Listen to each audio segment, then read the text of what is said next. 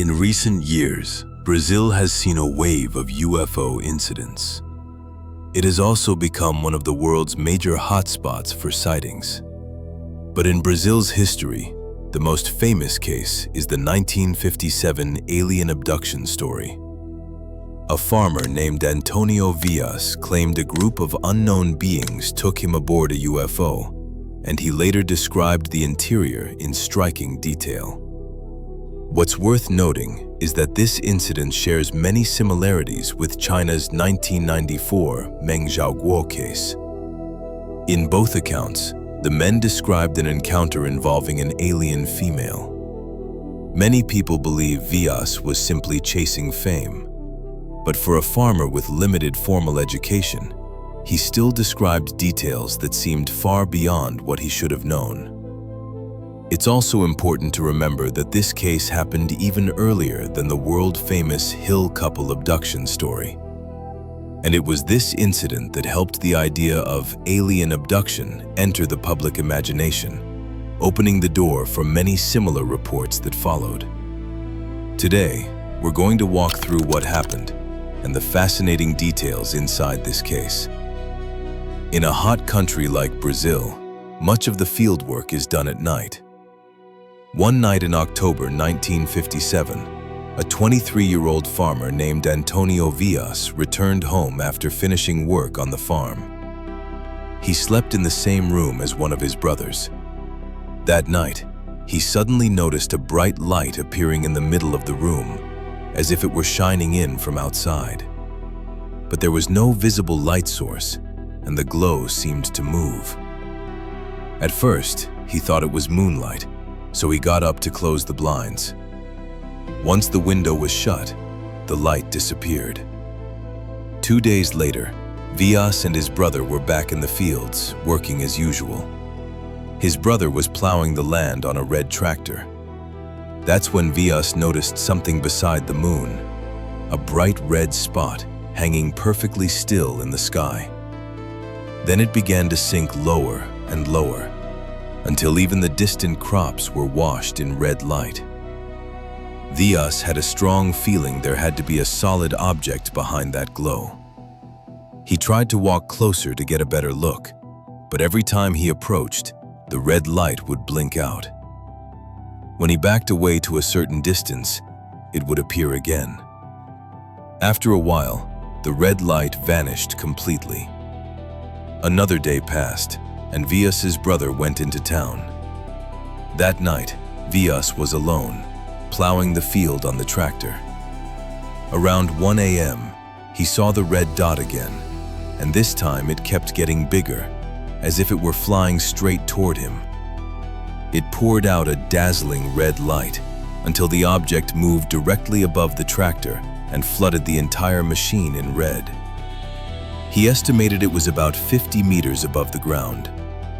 Vias leaned out to look and saw a disc-shaped craft ringed with purple lights, with several pointed protrusions extending from the rear. The craft looked like it was slowly descending.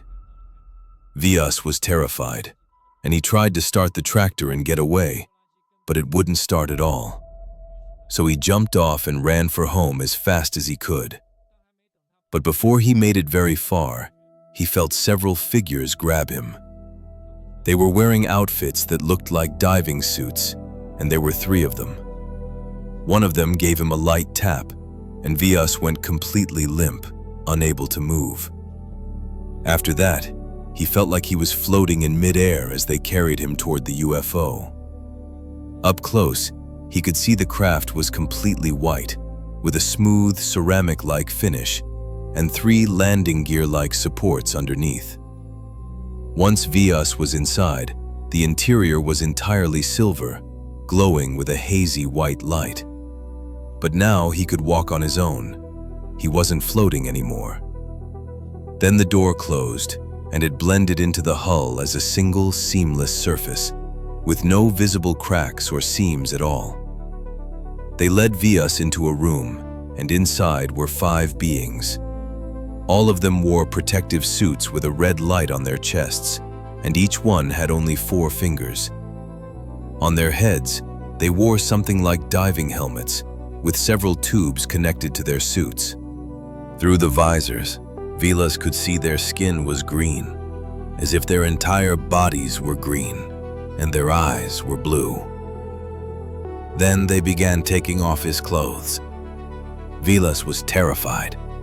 He didn't know what they were going to do, and he started yelling, but they ignored him until he was completely naked. Then one of them smeared a sticky, transparent gel-like substance all over his body. After that, they all left the room, and the door in the wall blended back into the wall again, leaving Vilas alone. Not long after, 2 more beings came in carrying 2 containers connected by a flexible tube. Without any explanation, they pressed one container against Vilas's chin and manipulated something on the other. Blood immediately filled the container, but he felt no pain at all during the process. Vilas sat there naked in the room when several thin tubes suddenly extended from the walls, spraying some kind of gas into the space. He immediately felt awful. His head spun as the haze grew thicker, and he ran to the wall and vomited. After a while, a soothing sound filled the room, like a tropical rainforest, and the door in the wall opened. At that moment, a woman appeared who looked completely human. Vilas described her as more beautiful than any woman he had ever seen, yet something about her felt a little strange. In the end, he realized what it was. Her body hair was red. Even though she looked very human, Vilas believed she was unlikely to be human. The woman didn't speak. She stepped forward, hugged Vilas, and the two had intercourse. Afterward, the woman touched her belly, then pointed up at the sky with a faint smile on her face. Vilas believed what she meant was that she would be pregnant with their child, and that she would raise it on another planet. After that, the woman took Vilas into another room, put clothes on him, and then left. In that room were the same 3 beings who had abducted him earlier, but they were still wearing their protective suits. They pointed toward the door, signaling that Vilas could leave. At that moment, Vilas noticed something on a table, a square box that looked like a clock. He tried to take it as proof that he had been on the UFO, but one of them immediately snatched the box back. Then one of them led Vilas out of the UFO. Once Vilas was back on the ground, the being gestured for him to step back. It turned out they were about to take off.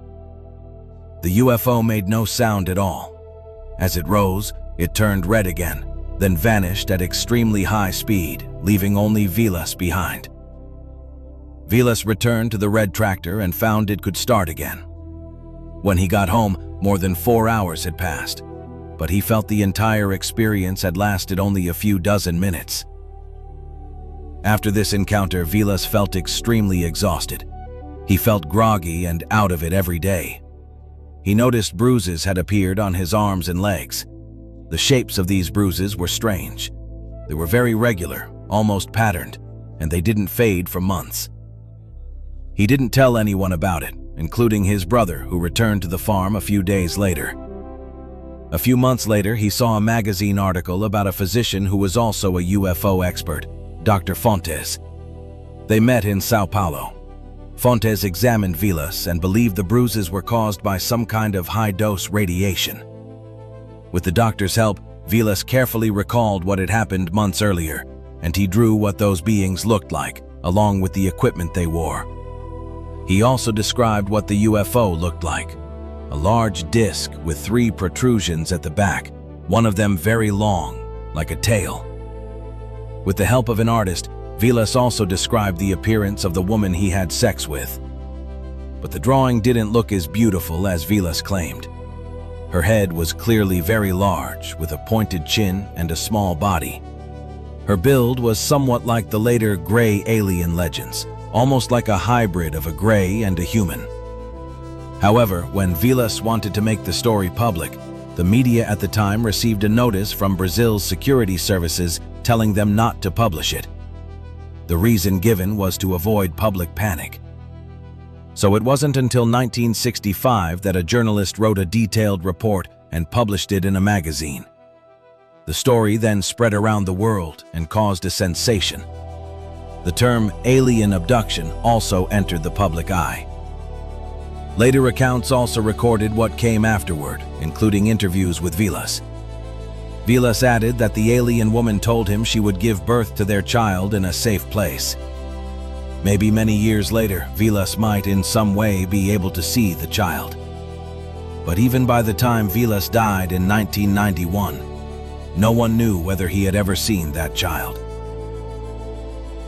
In 2016, the well-known American writer Whitley Strieber and the scholar of Indian Tantra, Jeffrey Kripal, co-published a best-selling book titled Supernatural.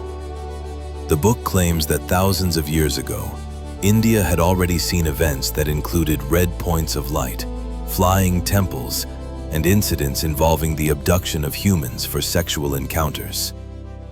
Indian Tantra, the book suggests, views this as a kind of guidance from the divine on some level. If any of that is true, then alien abductions of humans may have been happening for thousands of years, and possibly even tens of thousands of years. In the many years that followed, Vilas kept insisting his account was completely true. But this case really does have a lot of suspicious points.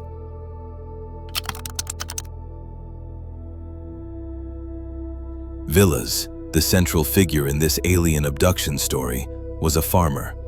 And while he described many things that seemed beyond his level of knowledge, what he described didn't actually go beyond the era he lived in. For example, the aliens he described wore outfits like diving suits and had something like diving helmets. Remember, in 1957, the world's first astronaut, Yuri Gagarin, was still 4 years away from his historic flight. So Vilas wouldn't have known what a spacesuit looked like. The only reference he really had was deep-sea diving gear. In the 1950s, the ideas of Martians and little green men were popular around the world, and comics and movies were coming out non-stop. And the UFOs and aliens Vilas described just happened to look like a blend of those two trends. For instance, the UFO he described was a large disc with a 3-legged landing frame, which looks a lot like the classic Martian image.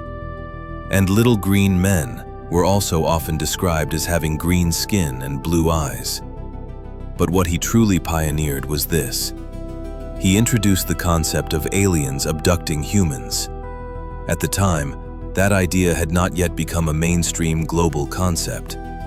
So after this abduction case, many more alien abduction stories began appearing worldwide, often with broadly similar details.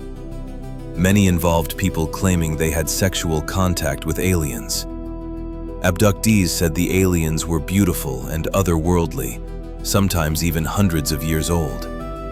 Others claimed they were chosen for hybridization, meant to inject new blood into those alien species. And this case also shares many similarities with China's later Meng Zhaoguo case in several ways. First, both men were farmers. Yet both described things that went far beyond what their backgrounds would normally suggest. That contradiction leaves endless room for imagination. Meng Zhaoguo also claimed he had a relationship with an alien woman. He even said she became pregnant with his child. Details like his body floating and the hatch merging seamlessly into the wall line up almost exactly with Vilas's account. Even the UFO designs are remarkably similar. In both stories, it's a disc with a long tail. And there's another detail. Vilas said he saw a square box inside the UFO, with something inside it floating like a clock.